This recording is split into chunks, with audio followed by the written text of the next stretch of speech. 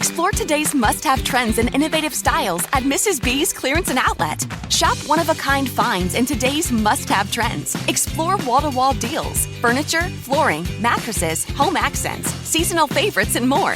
Discover unique new home decor, pillows, accessories, and more. There's something perfect for your style and budget. There's new inventory every day at up to 80% off suggested retail. Discover the style and savings of Mrs. B's Clearance and Outlet. When it comes to quality sleep, Ashley has you covered with top mattress brands at winning prices and with special financing options available. You can snooze now and pay later. Plus, your mattress purchase helps give the gift of better sleep to children in need and U.S. Special Operations Forces. Visit your local Ashley store or shop online today and make every snooze count. Financing is subject to credit approval. See store or ashley.com for details.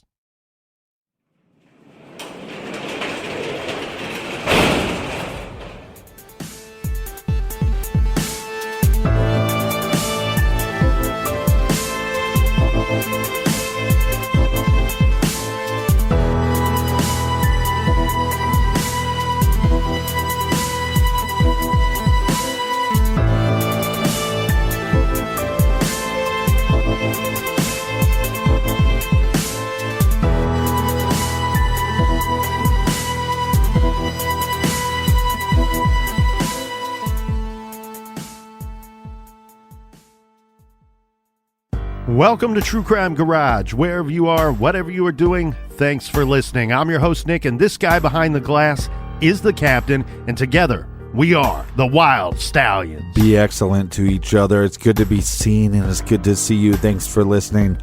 Thanks for telling a friend.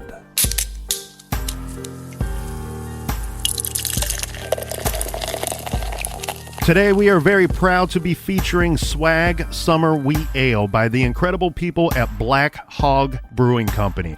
This is an American wheat ale brewed with organic grapefruit peel and fresh ground sage. ABV 4.7%, available in cans, and on the can is a majestic hog holding a grapefruit. Garage grade, a big 4 3/4 bottle caps out of 5. And today we are happy as hogs, thanks to our good garage friends right here. First up, a shout out and a big thank you to Britta and Marissa in Oxford, Connecticut. And a big say-wee to Sally in Bluebell, Pennsylvania. Next, let's throw a shout out way over the pond to Isabel and Paul in London. And a big cheers, mates, to Sarah in Simi Valley, California. Next up, we have Maggie C. and Ted C. in beautiful Parts Unknown. And last but not least, we have Demetria, who says, I like your jib and sending love from the great state of Texas. Well, we're sending love back to everybody out there who contributed to this week's beer fund. And we like your jib. If you'd like to donate to us, go to our website, truecrimegarage.com, click on the donate banner, and also check out our store page. We have a lot of awesome shirts. We got some tank tops for the ladies for the summertime. Get those before they run out. We got a new color this week. So check that out at truecrimegarage.com. Also, check us out on the Stitcher app. It is free. Yeah, if you want to listen to True Crime Garage 2015, 2016, 2017, 18, what have you. The Stitcher app is free, and we are on there, so go and get that now. That is enough of the business. Everybody gather around, grab a chair, grab a beer. Let's talk some true crime.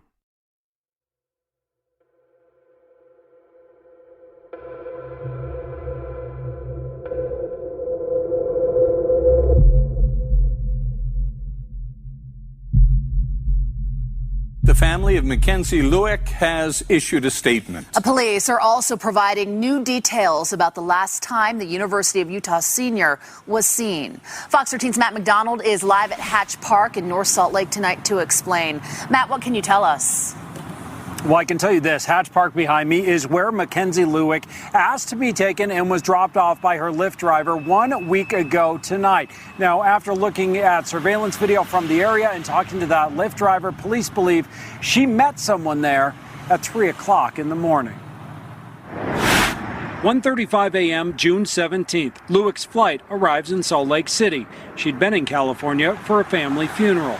early Monday morning, the 17th of June, when she texted her mother at 2:01 a.m. Mountain Time. For more than an hour, she remained at the airport where surveillance cameras are everywhere. We reviewed that tape, and we're not going to release that right now. At 2:42 a.m., Mackenzie got into a Lyft car. At 2:59 in the morning, she arrived at a requested destination, Hatch Park in North Salt Lake. Detectives have spoken with the Lyft driver and learned that Mackenzie was met at Hatch Park by an individual in a vehicle. Police believe she met with the person at the park willingly. The make and the model of the car has not been determined. From here, Mackenzie disappeared. Does Mackenzie have an alternate phone that she has used or is using? Who did Mackenzie meet in North Salt Lake City? Does Mackenzie have any social media accounts we don't know about? One more question police are trying to answer. Does she want to be found? She has no obligation to call the police department or anyone else and say, here's where I went. Chris Burbank is a former Salt Lake City police chief. He says police are doing the right thing, calling Lueck missing, but not necessarily in danger. In this circumstance, it would certainly be tragic if this young woman is in fact in danger and we didn't do enough. Late this afternoon, the Lueck family issued a statement. It reads in part, "Our primary goal is to find Mackenzie and bring her home." Her family is grateful for the concern, prayers, and the tireless efforts of the Salt Lake City Police and members of the community. Salt Lake City Police have set a dedicated tip line just for this case. You can find that phone number on our website. Matt McDonald, Fox 13 News, Utah. Matt, thank you. As we just mentioned, Mackenzie Lueck is a senior at the University of Utah. A spokesperson for the school says the U is deeply concerned about her well-being. The dean of students at the university has been in contact with her parents and has expressed, our desire to the campus community for her safe return and offering whatever support we can. Nelson went on to say the university is cooperating with police. The school is also offering counseling to students and staff who may need someone to talk to.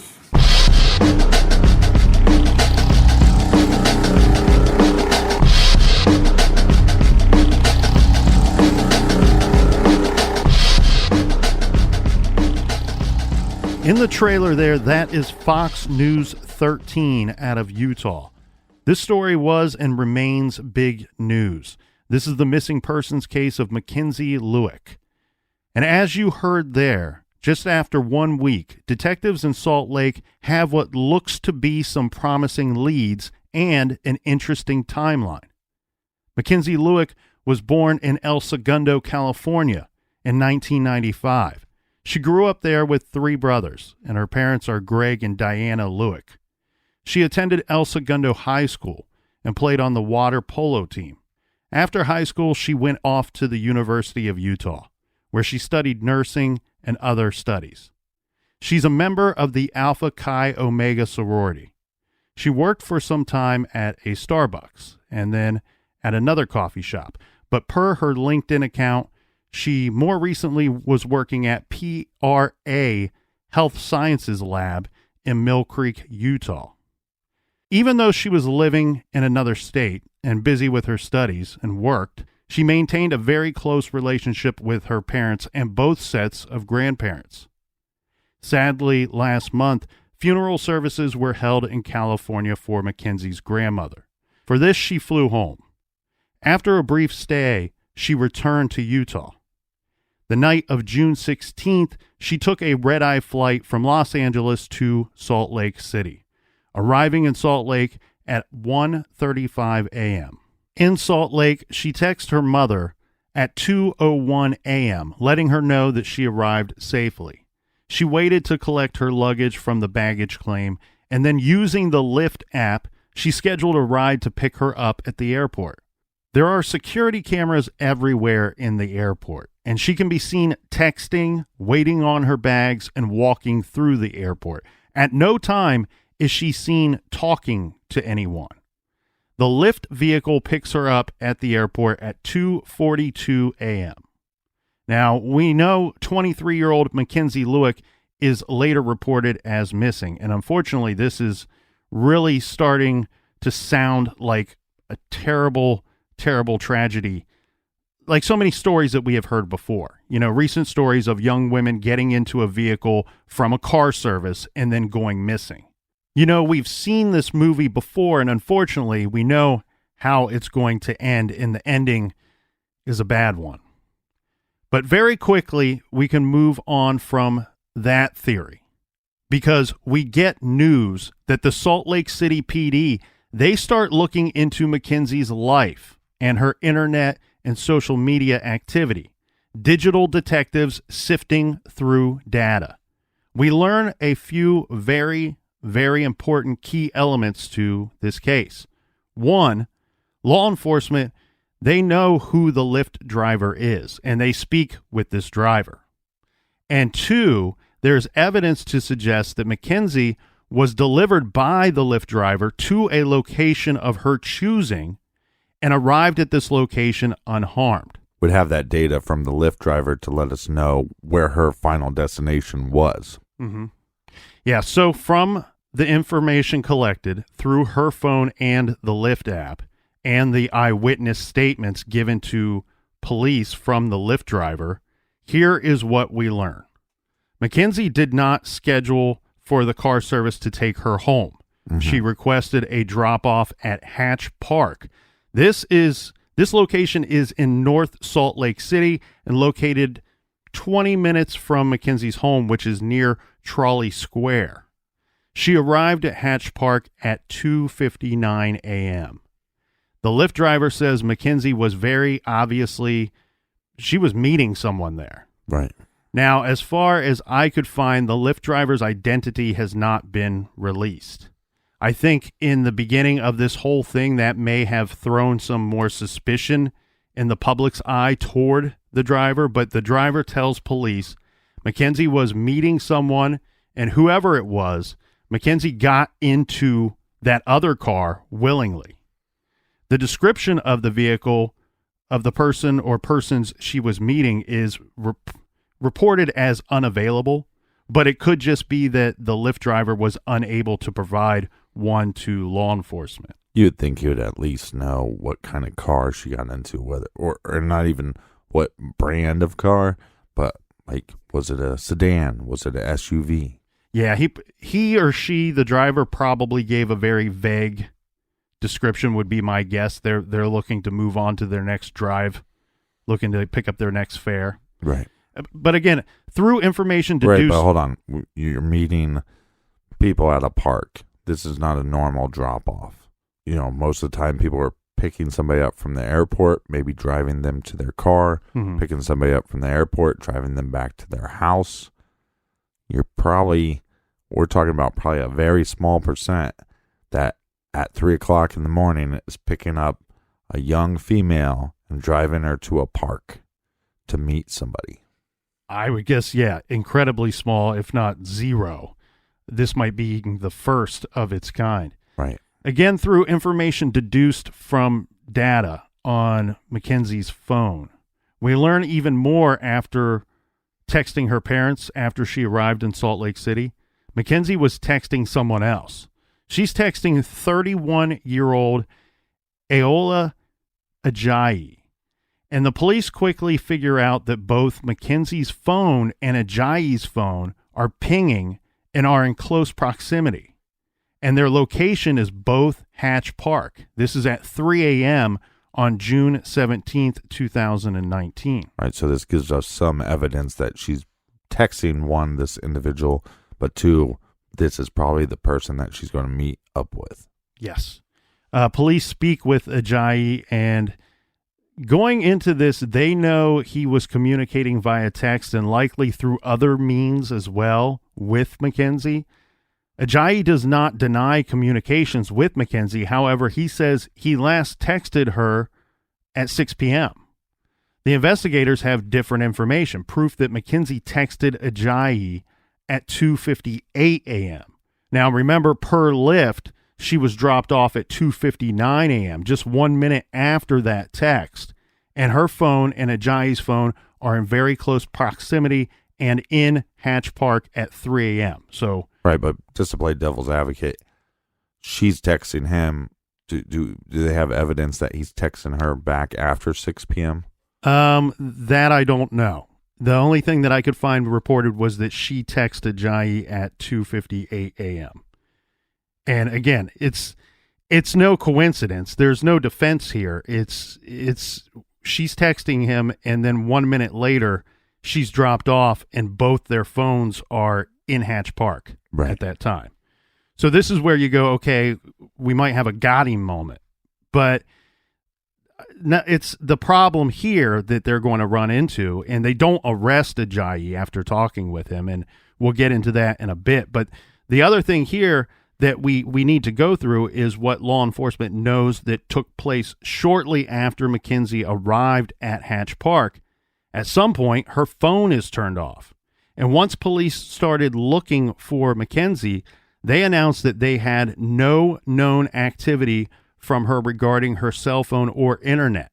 As they put it, her cell phone is not ringing, no calls, no email, no social media, nothing. Right. Just like we heard in the trailer, they have former Salt Lake City police chief talking there. And what he's saying is that at this time in the investigation, yes, she is missing, but the question is she in danger? Right. So we have evidence that her phone is obviously there. We have evidence from the Lyft driver that he took her to the park. But once that phone is turned off, we're not going to get any more pings. No, right. Not from her.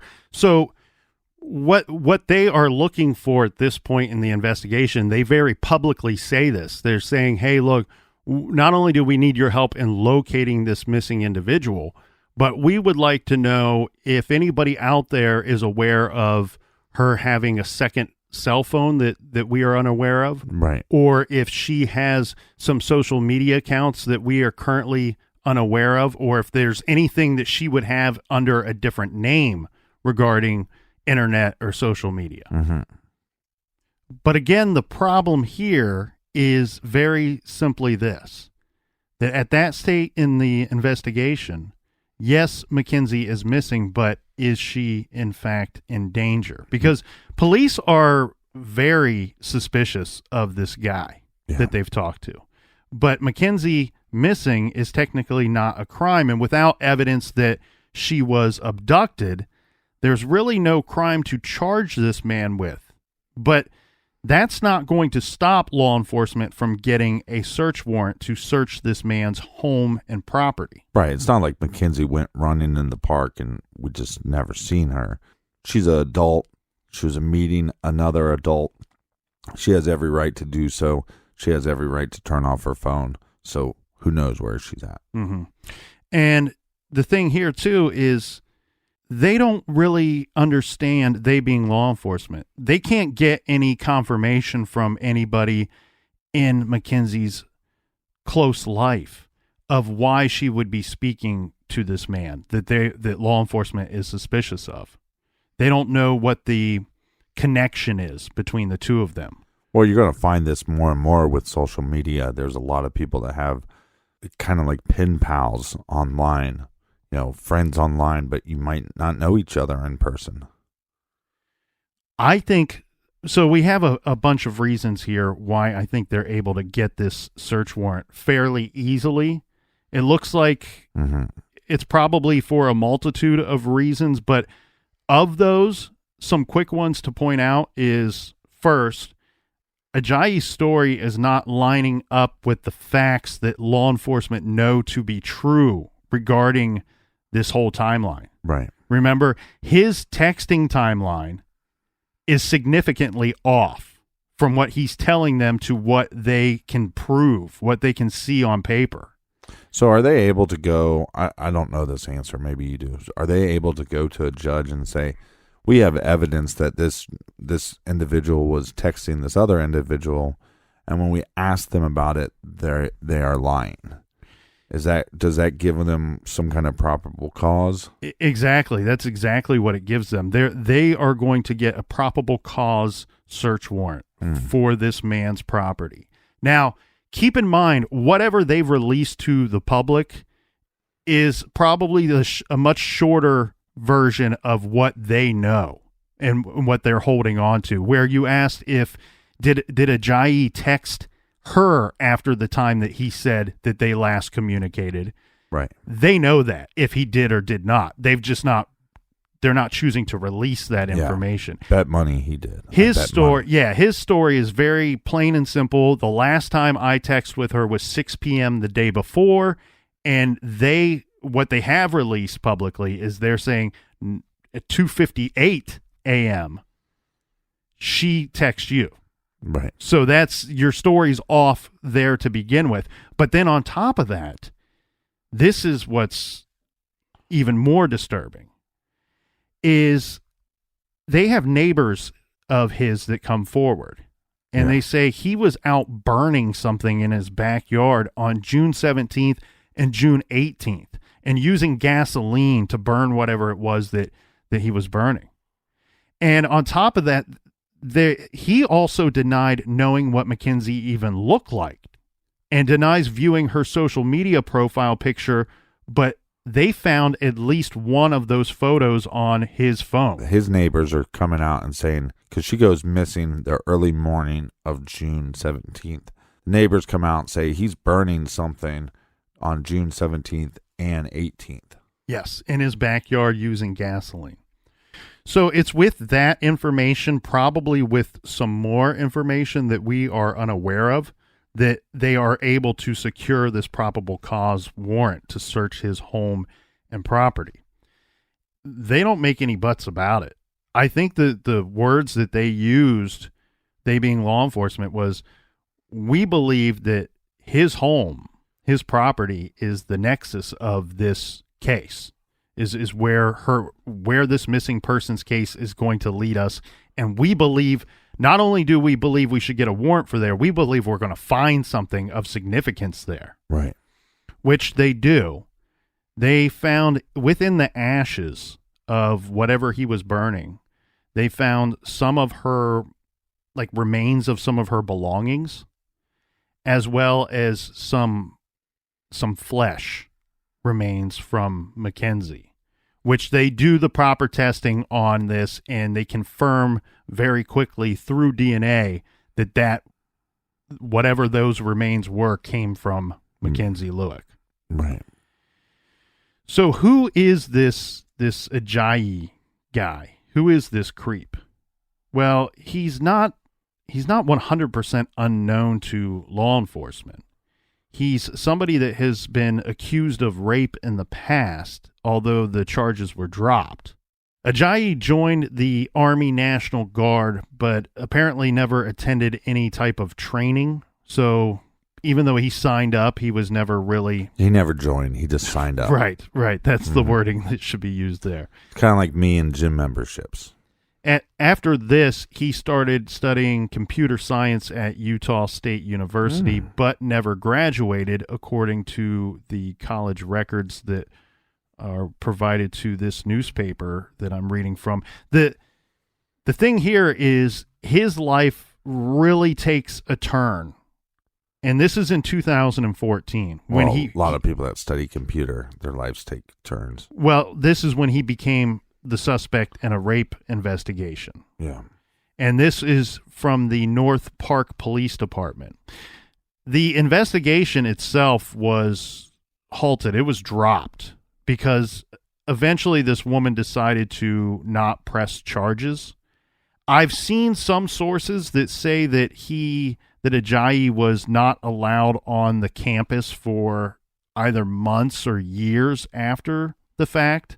Right. I don't know how that plays into that whole scenario, but that could 100% play into him not ever graduating from the school. Right.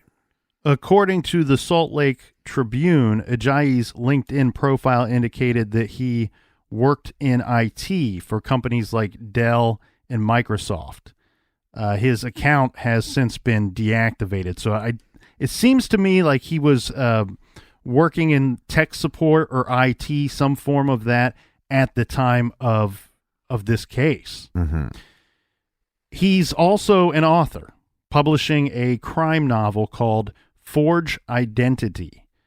This he published last year, and according to Goodreads, the novel is about a man drawn to crime after witnessing gruesome murders at age 15.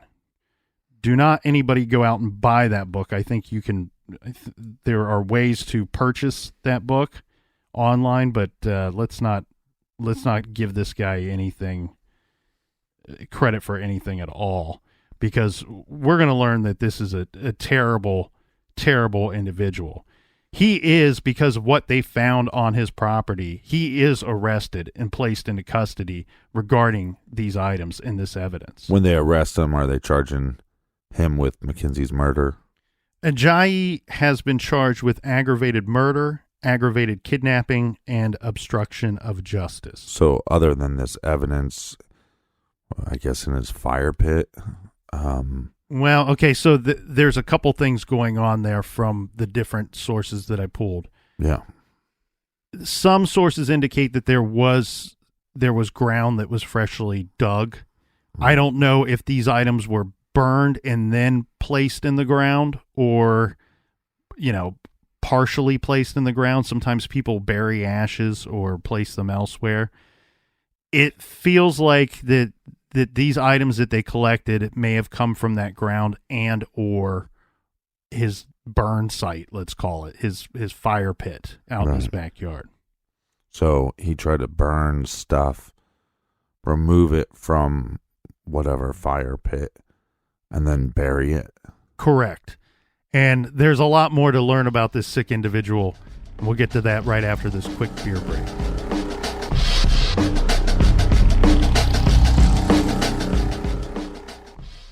This show is sponsored by BetterHelp. Do you look forward to the holidays? Maybe you struggle with seasonal blues. This time of year can be a lot, and it's natural to feel some sadness or even anxiety about it. But adding something new and positive to your life can counteract some of those feelings. Therapy can be a bright spot, something to look forward to make you feel grounded, and to give you the tools to manage everything going on. If you're thinking of starting therapy, give BetterHelp a try. It's entirely online, designed to be convenient, flexible, and suited to your schedule. Just fill out a brief questionnaire to get matched with a licensed therapist and switch therapists at any time for no additional charge. Find your bright spot this season with BetterHelp. Visit BetterHelp.com/garage today to get 10% off your first month. That's BetterHelp, HELP.com/garage. Rosetta Stone is the language learning program with a lasting impact. I've been using their app to learn French, and it's not just about memorizing words, but actually having real conversations. And it's not just French. They offer 25 languages. Right now, Rosetta Stone has an awesome holiday deal, 50% off their lifetime membership. Every language, unlimited access forever.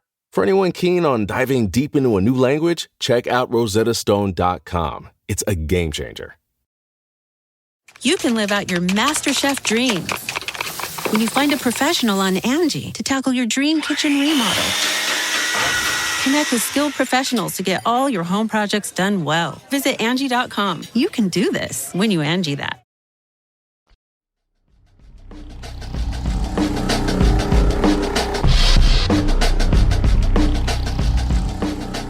All right. Cheers, mates. Cheers, Captain.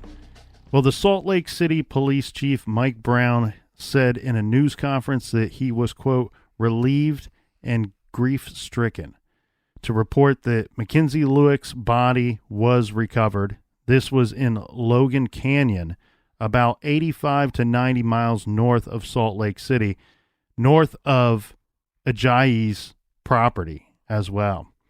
And investigators were subsequently able to forensically confirm that it was the body of Mackenzie Lueck. She, from the very brief descriptions I could find, of course, there was some evidence that the body or portions of the body had attempted to been burned at some point, and her hands were found bound behind her, tied behind her. Mm-hmm. So what's unclear here is if, in fact, Ajayi led them to this location, because it seems to be quite a ways away from the space that they were looking at. But we do know that he was arrested. We do know that they found her body. It would seem to me that they probably turned the screws on him and they were able to get him to bring forth some information. He was also eventually charged with desecration of a body. This charge may have been added after, in fact, finding her body. He is currently being held without bail. I couldn't find a price for his bond. It looks like they're not going to let that even be an option here for this case. Well, this is so recent that there's still developments happening. As we speak, there was developments yesterday. Yes, this was his first court appearance where he appeared via video. He was still located in the jail, and he was not required to give a plea or actually say anything during that court proceeding. It's a little confusing as to what's going on. I mean, this was just yesterday that he had his first court appearance. We also don't have information regarding, because police have not released a motive for the killing. Right. I think, you and I, having done this for a long time, and listeners listening to this show, you don't have to, it doesn't take a great imagination to come up with a possible motive here. But they've also not released how the two first came into contact with each other.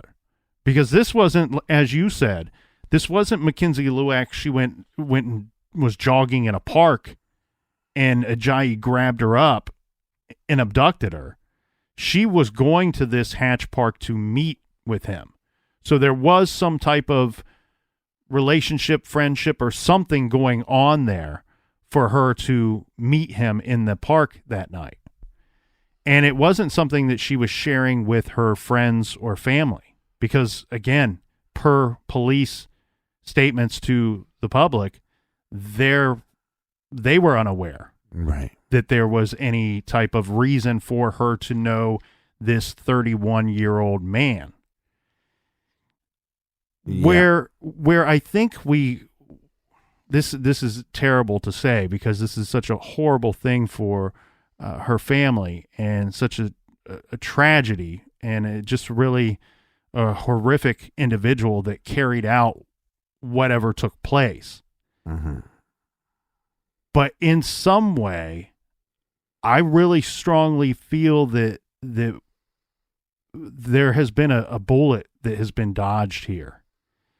And I say that because of some information that came out regarding Ajayi. This was from a contractor. Ajayi apparently hired a contractor to come out to his house and to look at a space that he wanted to have outfitted. He wanted this space to be a soundproof secret room. And within this soundproof secret room, he wanted hooks. And the contractor says these hooks he wanted them above head height, were his words. The contractor found all of this to be very strange and weird, and it really didn't want any part of it. So the contractor was smart enough to ask some questions. What is this secret room for? Who needs a secret room? To which Ajayi explains that he says, I need a room to hide alcohol, booze, and wine from my girlfriend who's very religious. And the contractor wanted to know. Makes zero sense. Well, I don't know that it makes zero sense, but it doesn't go along with a secret room. Well, it doesn't go soundproof room. Right. I don't mind the secret room. What I have a problem with is when you go, I just want to put some booze, maybe some weed in there to hide it. It's a bad lie that he had to come up with. It's on the soundproof. fly. Yes, it's the soundproof. Yeah, because the wine bottles aren't down there going, he's drinking us. Depends on how much you're drinking. He wanted one of those thumbprint locks on the outside. So only he could enter it. So think about that for a second. Mm-hmm. Thumbprint lock. That's not like, that's so 100% like, oh, I can't accidentally leave the key lying around and somebody stumble into this room. Or I can't accidentally write down the combination and somebody discover the combination and decide that they're going to go and access this room. They're going to have my thumb to get into this soundproof secret room. The other horrible, terrifying thing to think about too is the hooks that he wanted. That's for meat. That's for the meat. He wanted them placed above what the contractor said was head height. So the contractor says, well, what the hell are you going to use these hooks for? To which Ajayi explains. Could you imagine being this guy, being the contractor? Oh, man. I mean, I want some hooks. Where at? A little bit above head height. Well, we just talked on off the record this week about the company that was going to come out and clean a car, and they find a bunch of blood in the car. Yeah, it's this weird thing. Ajayi. So regarding the hooks, the contractor's like, look, these hooks look terrible. 1, and 2, I don't know why anybody would need them to be this height. So what the hell are these hooks for? And Ajayi says that he wants to hang wine racks on the hooks so he can put, wine bottles on the wine rack. The contractor, this seems to be like the deal breaker where they lied and said, that's for meats. She doesn't eat meat either. I got to hide the meat. Well, this seems to be the deal breaker for the contractor because, of course, he's suspicious and weirded out by this whole project to begin with. Yeah. But when he hears, oh, you want to use the hooks for wine racks, the contractor just says, look, instead of putting up these hooks, I'll just put wine racks up for you. To which Ajayi's like, no, I'm going to get the hooks and then I'll do the wine racks myself. And so the contractor turns down the job. He's like, I don't want any part of whatever this is that's going on. It sounds to me like this took place months ago. Okay. Yeah, but hold on a second. So Ajayi's, right? That's how you say his name. Ajayi. Ajayi. He had Ajayi was married at one point, and his ex-wife claims that he slashed her with a knife. But it also states here that Ajayi's home was a Airbnb since 2016. Yeah, and to which, oddly enough, he is quoted as being an intelligent, respectful, nice host for the Airbnb. That makes me never want to stay in an Airbnb ever again, unless they want to sponsor some episodes, and then I'll say differently. But he offered accommodations in the basement of his home, right next door to the soundproof wine room. Well, and he did have a roommate for some time as well, and I believe this was after his marriage. I wonder, regarding the rape allegations, if that's why the marriage fell apart, or if there was abuse or other things going on within that whole scenario. I don't know. He's a weird individual and a scary individual, and that's why I say I think even though we have this horrible tragedy and it saddens me to my core what happened with this young woman who had her whole life ahead of her. This was a promising young lady. She was doing a lot of the right things. She maintained a close relationship with her parents and grandparents, even living in another state. Right. This was a good girl. And but even though this ended in tragedy and horribly, and as I said, it saddens me to my core, a bullet was dodged in the sense that this guy, in my opinion, I know that these are just getting started. These are just alleged charges at this point. These are just charges. He's not actually been found guilty. He looks really freaking guilty to me, and I'm sure to everybody else out there. This was a budding serial killer. This was, like you said, early stages. This is what this guy, I think, was pursuing. This doesn't mean it was the first one either. We don't know. I mean, that's a very good point. You got this guy setting himself up, but let's do an Airbnb in my home. Let's set up this secret room that's soundproof. he's on a lot of these meetup sites too. Is he on these meetup sites?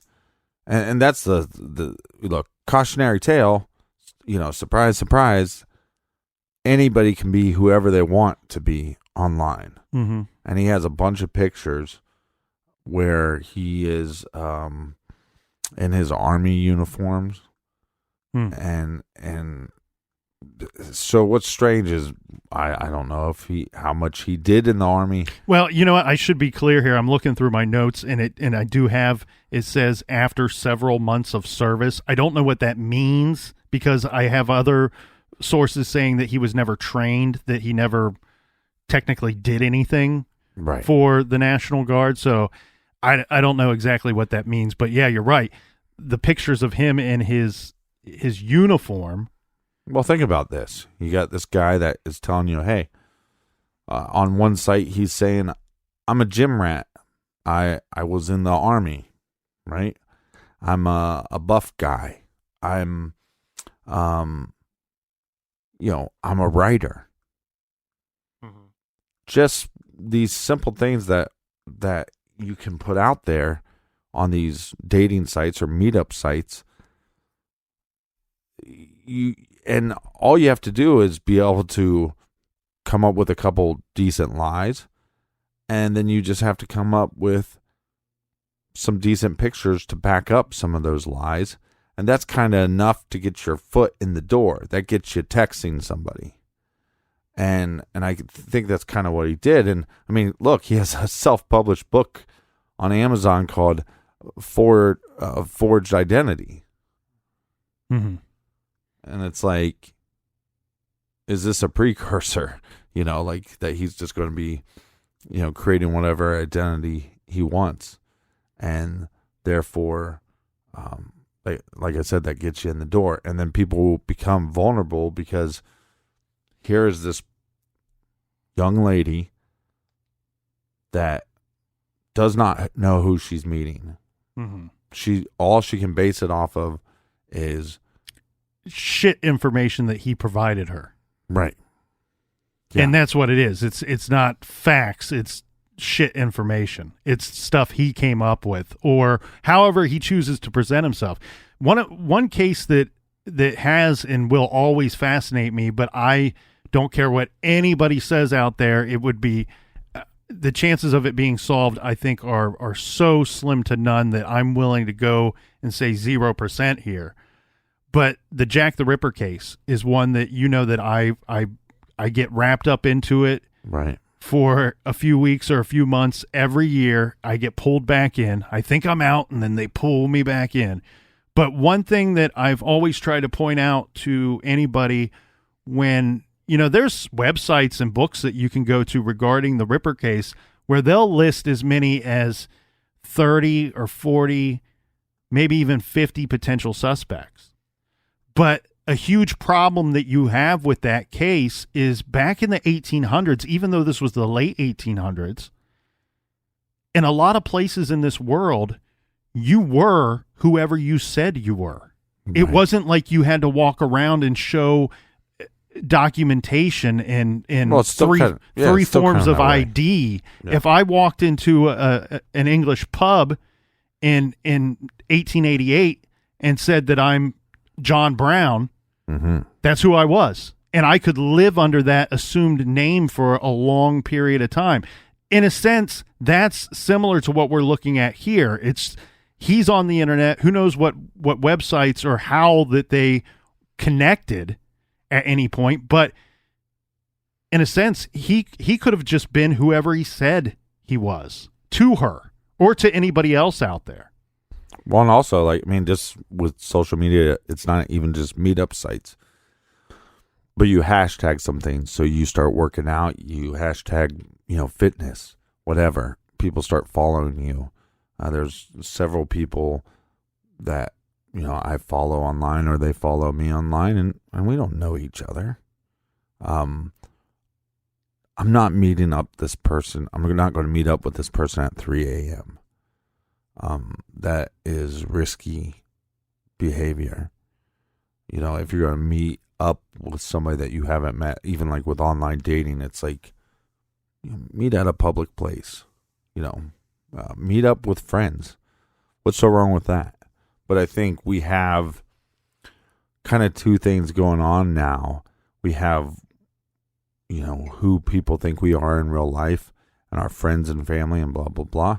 And then we have this other world online. And that too many times is actually kept a secret from the real world. And I'm sure now that they have her phone and they have, or they're able to get into these social networks, that the police are going to be able to find other things that they're connected with. But it's a cautionary tale. You need, if you're speaking with people online and you plan on meeting them, maybe tell some people, Well, and the other thing too is it's very obvious whatever was going on there that Mackenzie and Ajayi did not have the same understanding of what that meeting was for. Okay. Mackenzie didn't know what this guy had planned, had no clue who this guy was. And when we say that law enforcement has not released how they believe the two were connected or what the motive for these crimes were, it may just be as simple as this individual, Ajayi, is a sadist, is a homicidal maniac, and that he was a budding serial killer. I think that everything points to that, and that is the motive is he's an evil individual, and he was looking to kill somebody, and he was looking to kill a woman, in my opinion. Yeah. And we can say, look, there's some connection to the victim and the murderer, but in a sense, what he's doing is he's trying to go out there and secure a stranger, because we all know that stranger on stranger crimes are very difficult for investigators. Well, it's like Bruce MacArthur up in Canada. Right. It's the same type of thing, but it's very similar to Dahmer, similar to Bundy as well. Yeah, just a different method of securing a stranger who's going to be your victim, who you're going to victimize. Right, back in the day, like you said, you can walk into a bar. Who are you? You're John Brown. You can be whoever the freak you want to be, right? Mm-hmm. And now you can do that online. So it's a place for predators. And you have to be careful. And I can't say this enough, that everybody needs to be on the understanding that there's always going to be a motive when there's a female involved. And when there's a female victim, you don't, like you said, you don't have to look too far to figure out what the motive possibly was. And you got to be careful. You have to protect yourself. You have to tell your friends what's going on. You got to tell people who you're talking to. And if you think this guy is cute and you want to meet up with him, say, hey, I'm going to bring a couple of my friends. You bring a couple of your friends. Let's meet up at a bar. If they don't want to do that, screw them. Not worth your time.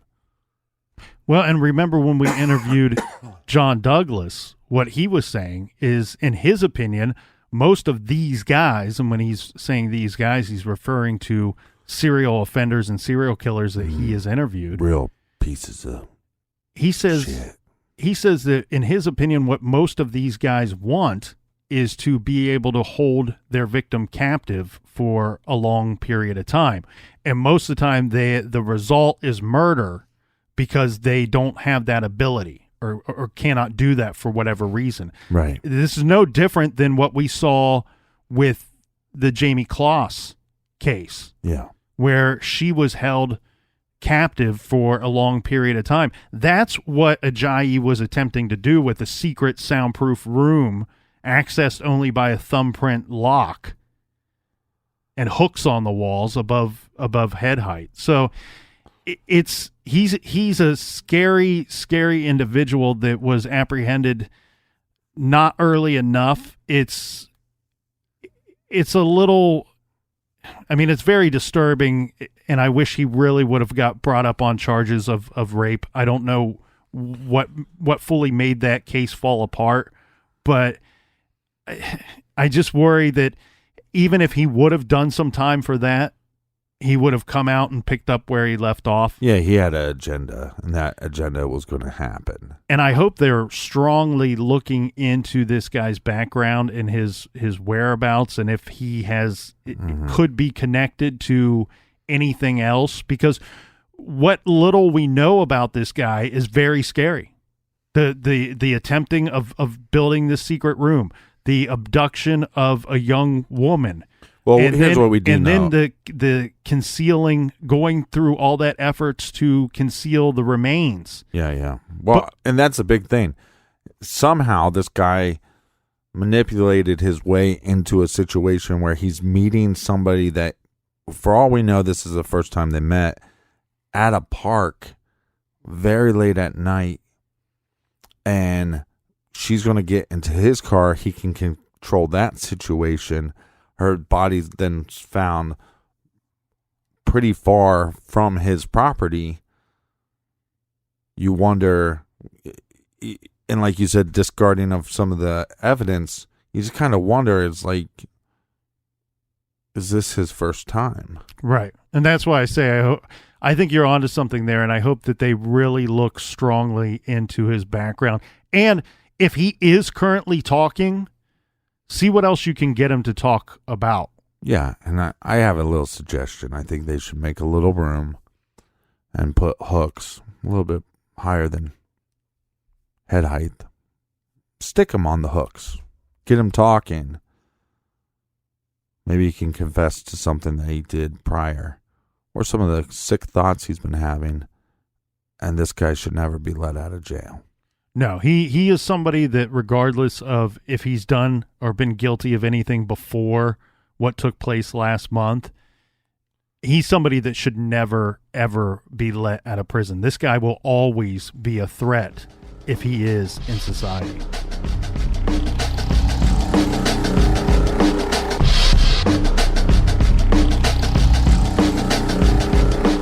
Join us back here in the garage tomorrow for a new case. Until then, be good, be kind, and don't litter.